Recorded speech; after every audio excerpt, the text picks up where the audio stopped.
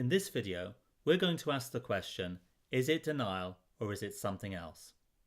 Now, a typical situation would be that we have one person accusing the other one of not hearing properly, whilst the other person is blaming someone else for not speaking clearly.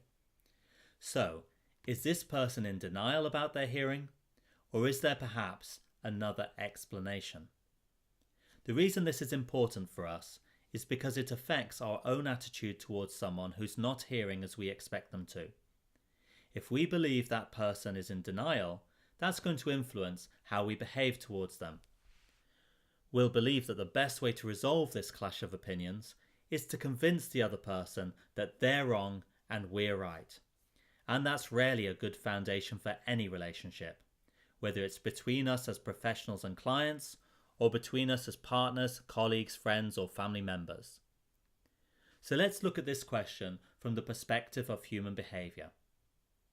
Imagine we've had a bump with another car. What happens? If we believe the problem was caused by the other person, we tend to automatically assume it's because of something about them. It's their personality, or their attitude, or some inherent weakness or failing.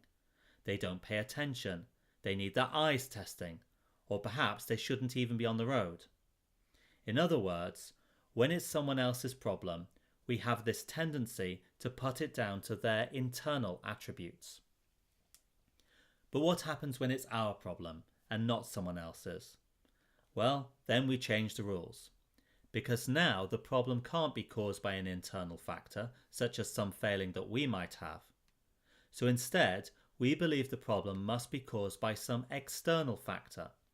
In other words, by the situation. It's because the sun was in my eyes. The children were distracting me. They were coming round the corner too quickly. This difference in how we ascribe the cause of someone else's problems compared to our own problems is known in social psychology as the actor-observer effect.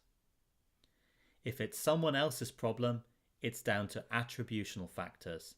In other words, it's something about them, something internal. But when it's our problem, we ascribe it to situational factors. It's because of things that happen to us, not because of us. It's something external. And we see the same thing happening with hearing. When I have a problem with my hearing, it's down to situational factors. The background noise is too loud. Other people mumble. The volume on the TV varies so much.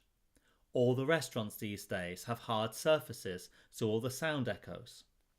But when other people have a problem with their hearing, we don't assume it's the situation. Now it's down to attributional factors. You're losing your hearing. You're going deaf. You don't pay enough attention. You don't try hard enough. So what do we learn from the actor-observer effect?